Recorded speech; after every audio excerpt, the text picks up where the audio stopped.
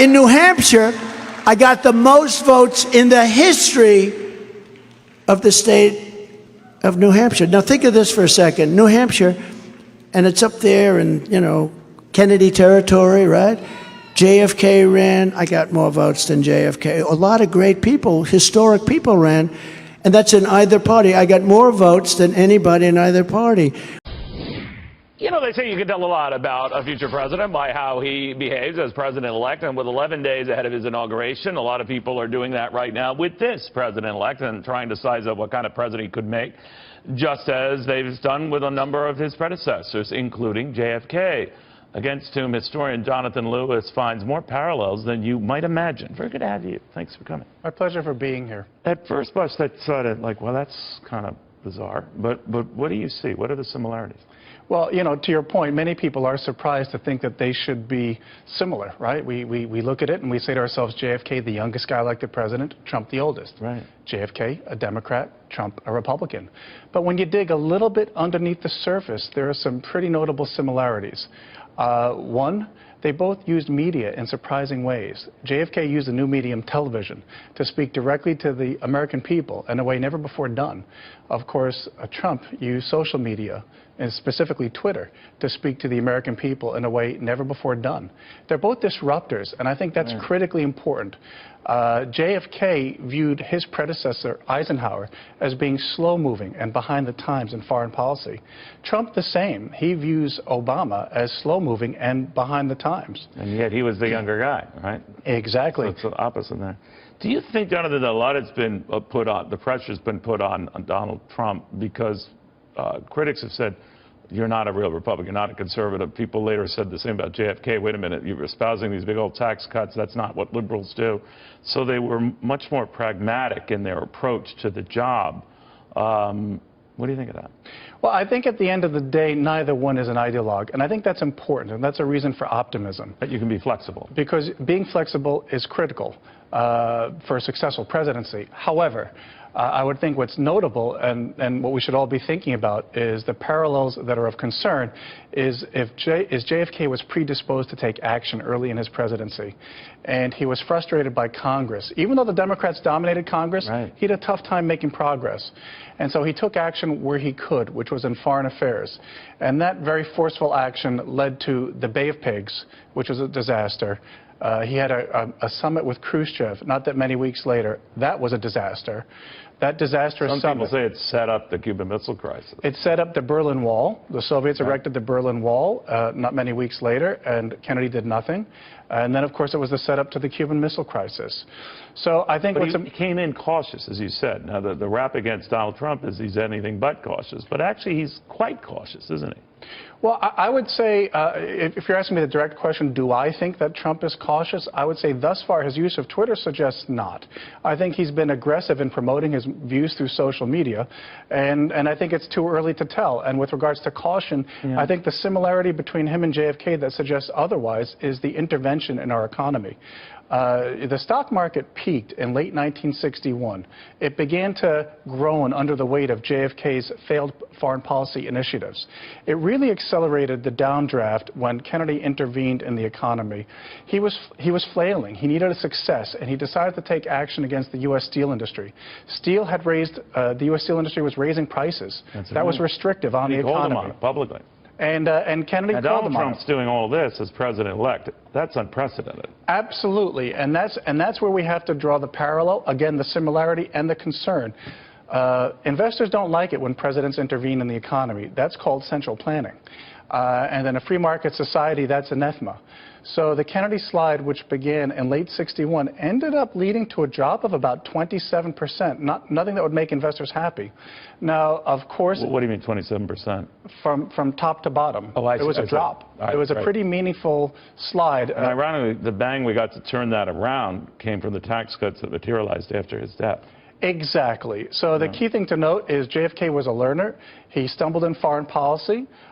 He stumbled in his intervention in the economy. But he was willing and able to pivot. I always think that's crucial, to acknowledge a mistake and don't keep going down the same road if you're banging your head against the wall. And that's his claim to greatness, is that as he entered '63, he was a learner. He realized what he'd done wrong. He changed. He pivoted. And Would Donald Trump be the same way? Well, there certainly is evidence that he has the capacity for flexibility, and that's what we'll all have to watch very, very closely. As an historian, do you worry about a president who will tweet a lot? I worry about the unintended consequences of communication strategies. And so therefore we have to be worried about the tweeting, and particularly so because, like Kennedy, Trump has surrounded himself with some notable advisors inexperienced in foreign affairs. And some of Trump's tweets have been national security related. So I think we have to draw those parallels, in particular between McNamara and Tillerson, and raise the question, do we have all the experience we need in foreign affairs? You know, McNamara had impeccable credentials, but he still got us into Vietnam, didn't he? Exactly. He was a private sector leader, president of Ford Motor, and it was those private sector credentials that attracted Kennedy to him. All right. Jonathan Lewis, Vera Capital, CIO, historian extraordinary. Interesting read. So share that with your friends. There might be more in parallel here than we generally get thought.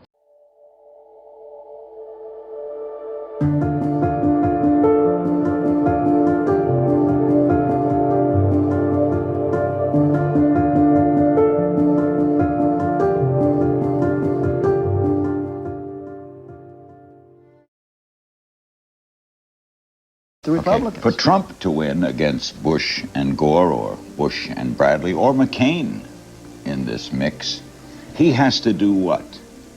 Well, look, again, you're starting off with a base that's really been there for a very short period of time. Okay, you begin so down. You're not starting off from, gee, I just got the Democratic or the Republican. But Perot once led in the polls. He was doing very well in the polls. I mean, had he not dropped out, He might have won. and then announced practically a couple of days later on your show, it's very interesting because I was watching that show, and I like him. I'm watching the show, and I'm saying, I don't believe it. I think he wants to get back into the race. This was after he had dropped out 2 days before.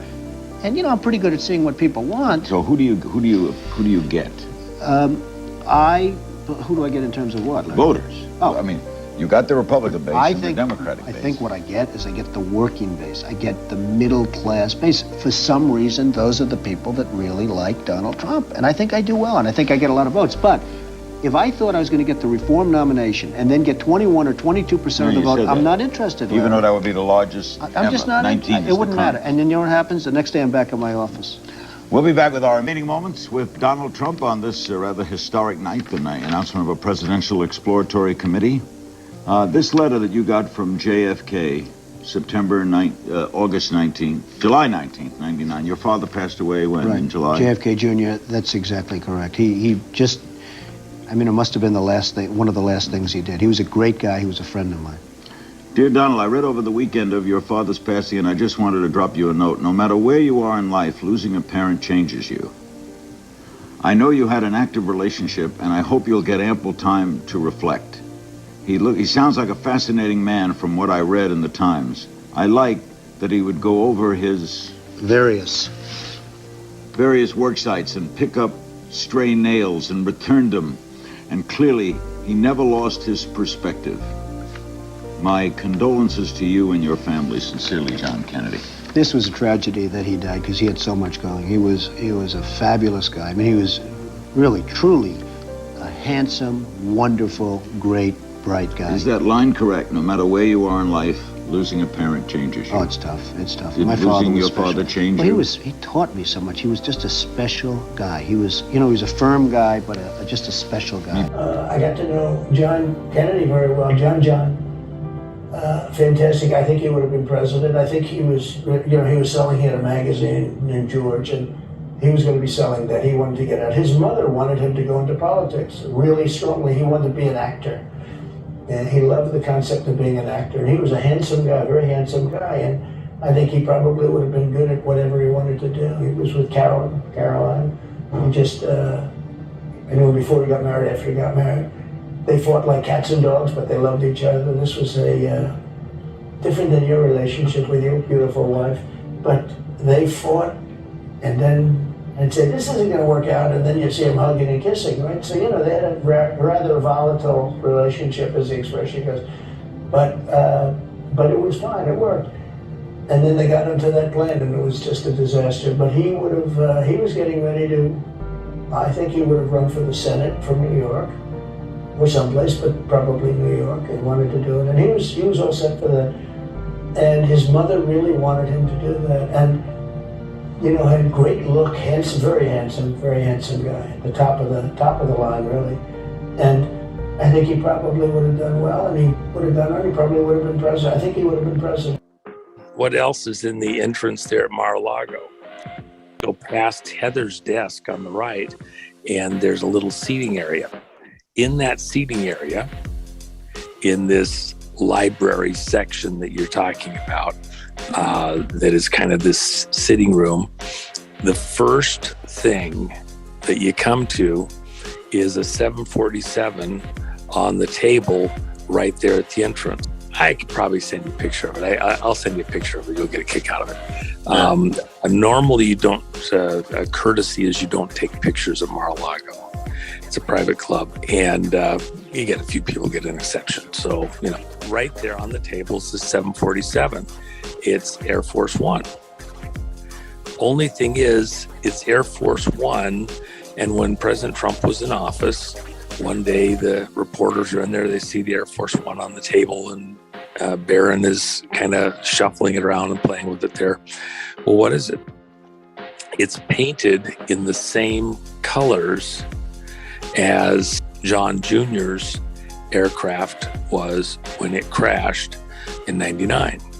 And so this black and red stripe paint scheme on Air Force One, and President Trump said he was thinking about new color combination, new markings for Air Force One. And so he very famously did that. Well, then people realized, oh, well, why these colors specifically? Because it was Junior's. That which was denied to him because he passed away in this plane crash is the story. Number 21%, JFK Jr., who's a very nice person. I know him very well. He's a very, very fine person. He's at 21%. But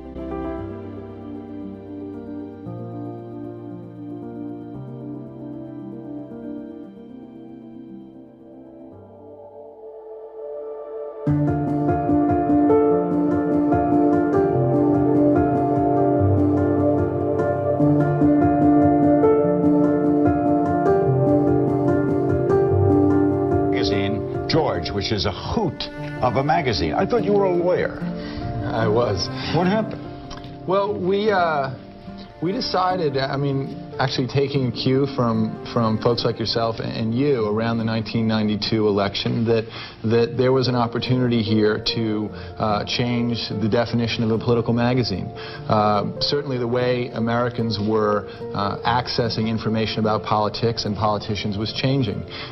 Candidates were appearing on late night talk shows, on talk radio, on sitcoms, and there was a kind of a leveling process. And while the rest of media clearly had caught up with that, we felt that political magazines per se hadn't. Your mother was a hell of an editor at Doubleday. That's what I hear. Would she have liked George? I think she would have.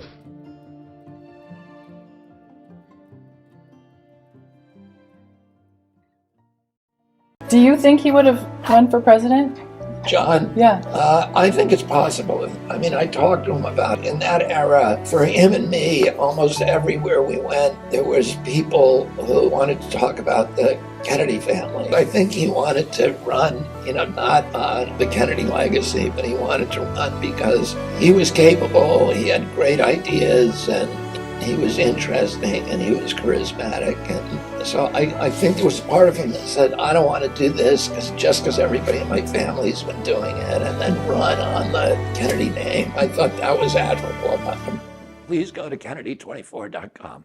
You took out a full-page ad in major U.S. newspapers last year criticizing U.S. foreign policy. What would you do differently, Donald? I'd make our allies, forgetting about the enemies you can't talk to so easily, I'd make our allies pay their fair share. We're a debtor nation. Something's going to happen over the next number of years with this country, because you can't keep going on losing $200 billion, and yet we let Japan come in and dump everything right into our markets and everything. It's not free trade. If you ever go to Japan right now and try to sell something, forget about it, Oprah. Just forget about it. It's almost impossible. They don't have laws against it. They just make it impossible. They come over here, they sell their cars, their VCRs, they knock the hell out of our companies. And hey, I have tremendous respect for the Japanese people. I mean, you can respect somebody that's beating the hell out of you, but they are beating the hell out of this country. Kuwait, they live like kings. The poorest person in Kuwait, they live like kings. and yet they're not paying. We make it possible for them to sell their oil. Why aren't they paying us 25% of what they're making? It's a joke. This sounds like political presidential talk to me, and I know people have talked to you about whether or not you want to run. Would you ever? Probably not, but I do get tired of seeing the country ripped off. Why would you not? I just don't think I really have the inclination to do it. I love what I'm doing. I really like it. Also, it doesn't pay as well. No, it doesn't. But, you know, I just probably wouldn't do it, Oprah. I probably wouldn't, but I do get tired of seeing what's happening with this country. And if it got so bad, I would never want to rule it out totally, because I really am tired of seeing what's happening with this country, how we're really making other people live like kings, and we're not. What do you think of this year's presidential race, the way it's shaping up? Well, it's going to be very interesting. I think that probably George Bush has an advantage in terms of the election. I think that probably people would say that he's got like that little edge in terms of the incumbency, et cetera, et cetera. But I think Jesse Jackson's done himself very proud. I think Michael Dukakis has done one hell of a job. And George Bush has done a hell of a job. You know, they all went in there sort of as semi-underdogs, including George Bush, and they've all come out. I think people that are around all three of those candidates can be very proud of the jobs they've done. You've said, though, that if you did run for president, you believe you'd win. Well, I don't know. I think I'd win. I tell you what, I wouldn't go in to lose. I've never gone in to lose in my life. And if I did decide to do it, I think I'd be inclined, I would say that I would have a hell of a chance of winning, because I think people, I don't know how your audience feels, but I think people are tired of seeing the United States ripped off. And I can't promise you everything, but I can tell you one thing: this country would make one hell of a lot of money from those people that for 25 years have taken advantage. It wouldn't be the way it's been, believe me.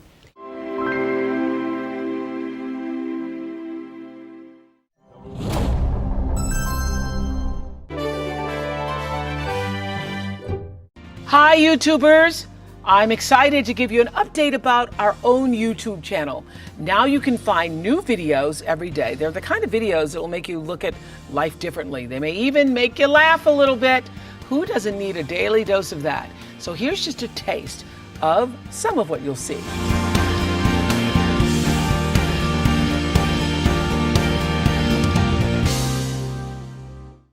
And Ted Kennedy, believe it or not, was a friend of mine. I met him through Palm Beach. They had a big house, a compound. They call it the Kennedy compound. And I had a very nice house also. But I got to know him very well, and he liked me. And I one time asked him, who's the smartest guy in the U.S. Senate? He was a smart guy, by the way, Ted Kennedy, very smart, great politician. And I said, who's the smartest guy in the Senate? And we were friends. I did him a big favor, I will tell you that. Big favor, really big. And it wasn't hard for me to do, but it was very big and important for him. And he liked me, and I liked him. I said, who's the smartest in the Senate? And he gave me a name, but I won't tell you, because I can't stand the guy, actually. Still around. Can't stand him. I was disappointed to hear that name. I said, who's the dumbest in the Senate? He goes, I don't know, let's see. Probably Joe. I said, who's Joe? He said, Joe Biden. Can you, this is 25, 30 years ago, a long time ago. I think it was one of the early times I've ever heard the name. And that was in prime time for him, but this is in prime time. Joe gave us the war on Israel and the war on American energy. What he did to our energy was we were energy independent. Think of it as president, I will shut off Iranian oil and I will turn on American oil. And we will drill, baby, drill, and we'll get things back to where they are supposed to be. Join me now as I bring to this podium a young man whom we all clasp to our hearts and whom we will love today as we have in the past and whom we'll come to love in the future, John Fitzgerald Kennedy, Jr.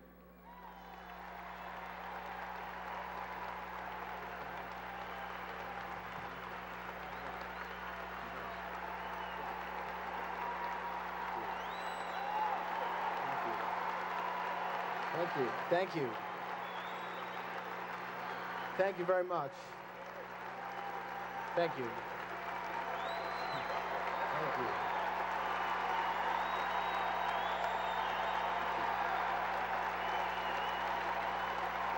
Thank you. Over a quarter century ago, my father stood before you to accept the nomination for the presidency of the United States.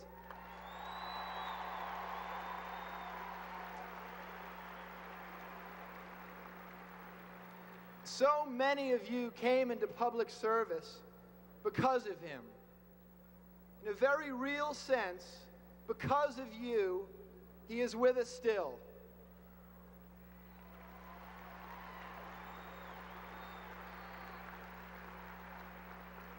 And for that, I'm grateful to all of you.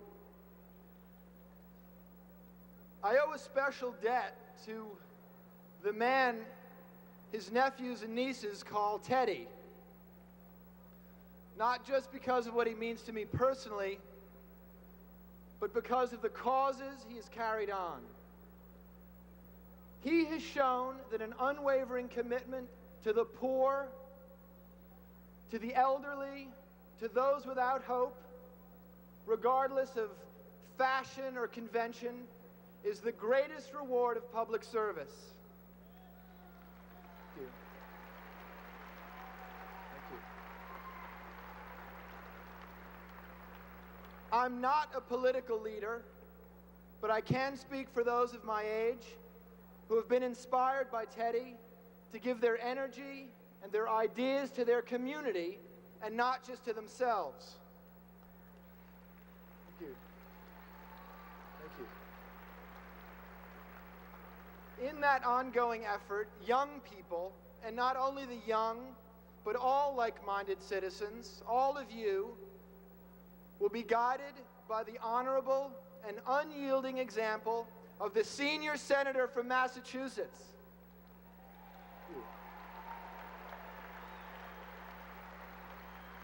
He has shown that our hope is not lost idealism, but a realistic possibility. America is better because of the leadership of Edward Kennedy. Thank you. May he continue to guide us for many years to come. Ladies and gentlemen, my uncle, Ted Kennedy.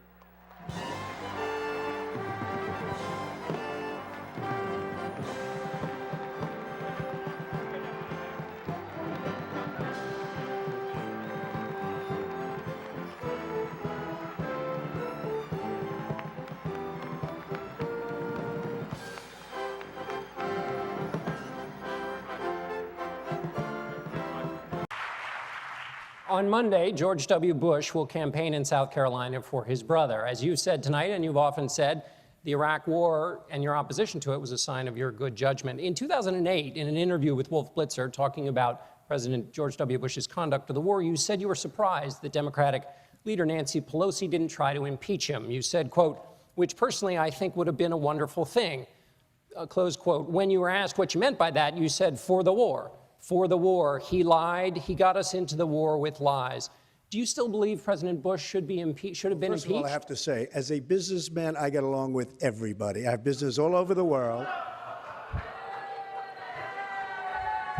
I know so many of the people in the audience. And by the way, I'm a self-funder. I have my wife and I have my son. That's all I have. I don't have this. So let me just tell you, I get along with everybody, which is my obligation to my company, to myself, etc. Obviously, the war in Iraq was a big, fat mistake, all right? Now, you can take it any way you want, and it took Jeb Bush, if you remember at the beginning of his announcement, when he announced for president, took him 5 days. He went back. It was a mistake. It wasn't a mistake. Took him 5 days before his people told him what to say, and he ultimately said it was a mistake. The war in Iraq, we spent $2 trillion, thousands of lives. We don't even have it. Iran is taking over Iraq with the second largest oil reserves in the world. Obviously, it was a mistake. So George Bush made a mistake. We can make mistakes, but that one was a beauty. We should have never been in Iraq. We have destabilized the Middle East. But so you still think he should be impeached? I think it's my turn, isn't it? You do whatever you want. You call it whatever you want. I want to tell you, they lied. Okay. They said there were weapons of mass destruction. There were none, and they knew there were none. There were no weapons of mass destruction. Okay. All right. Governor Bush. When a member on the stage's brother gets attacked, the brother gets to respond. Do I get to do it 5 or 6 times or just once responding to that? So here's the deal. I'm sick and tired of Barack Obama blaming my brother for all of the problems that he's had. And frankly, I could care less about the insults that Donald Trump gives to me. It's blood sport for him. He enjoys it, and I'm glad he's happy about it. But I am sick and tired of him going after my family. My dad is the greatest man alive in my mind. And while Donald Trump was building a reality TV show, my brother was building a security apparatus to keep us safe, and I'm proud of what he did. And he's had the gall to go after my mother. The World Trade Center came down during your brother's reign. Remember that. Hold on. Let me finish this. He's had the gall to go after my mother. That's not keeping Look, I us won safe. the lottery when I was born 63 years ago and looked up and I saw my mom. My mom is the strongest woman I know. She should This be is running. not about my family or his family. Okay. This is about the South Carolina families that need someone to be a commander-in-chief that can lead. And I'm that person. Governor Kasich, would you weigh in on? Even if he has his window open and he's hanging out of it, he'll be on the other side of the cliff. I mean, if he's driving, we've got a good shot. Yeah, if he's driving with the front window open. Yeah, or if it's a convertible. Yeah. Yeah. I wasn't thinking about that. Yeah. Like if he just pulls up by like himself JFK. with the Miata, It's like a JFK, a Lincoln. I think it's one time they did. No, a president. Oh. Maybe someone, just like they told JFK, you know what you should do? You should take a convertible. It's so nice out. Are people trying to draft you to run for president up in New Hampshire? Well, I guess a lot of people want to see this country. It's a shame what's happening. Japan, Saudi Arabia, Kuwait, everybody's taking advantage of the United States. People know that if certain people are running a country, that it won't happen. I mean, when you look at Japan, not paying for the defense. We're defending Japan. We're losing billions and billions of dollars. We're fighting for AIDS help and for farmers and for this and that. And it's a shame. And the Japanese folks, who I respect greatly, but they're not treating us fairly. They're really not treating us fairly. Kuwait, Saudi Arabia, they're not paying us anything for the services we're rendering, and I think it's a disgrace. And I think people look at certain people, and maybe me, if I were in a position, this country, believe me, would not be ripped off like it is, and it is just being ripped off so badly by our so-called allies. Yeah. So that's a pretty strong statement. So now, are you saying I don't think it's that strong. I think it's fair. And by the way, I have tremendous respect for the Japanese. I do a lot of business with the Japanese, and they smile about it too. They know it. The country is losing billions and billions of dollars to Japan, and we can't afford to lose. And it's a shame. It's But a so shame now, what's are happening. you saying this by way of indicating that you could do it better, and you do intend to run for president at some point? No, I'm not going to run for president, but I think somebody. Now, could in do- 8 years, if you came back, would you have a different answer? In 4 years, I if you tend to came back? doubt it. I really tend Really? to doubt it. But I just think that there's so many ways that this country can straighten itself out, and we're not going about those ways. Cutting farm aid is not the appropriate thing. Cutting help for the homeless and help for the poor and welfare. Certain things can be done that really will mean big dollars to this country, and those things are not being done right now. You know, sitting here listening to this stuff, it seems to me you are dying to get to some public platform to superimpose those feelings upon the American awareness. Well, maybe so, but I'm not. I would like to have the feelings known and let somebody else do it, and it can be done. If the ball's carried correctly, it can be done. Yeah, but if you want something done right, do it yourself. You think your father's career will ultimately have an influence on where you go? Well, like I said before, I think, that really we've been raised, the way we've been raised, and I think the way that most of my family thinks is that his goals and a lot of his ideals are really worth pursuing. And that's what my mother's been working on. Even at the risk of the tragic events of your father and your uncle? Well, I didn't necessarily say I was going to go into politics. I mean, But I would think that- I've got a lot of thinking to do about what. I would think so. Well, you'd have to think twice about that, wouldn't you? Does it frighten you at all? Well, I think that's an occupational hazard at this point. I think there's so much that you can do through politics or through some kind of public service.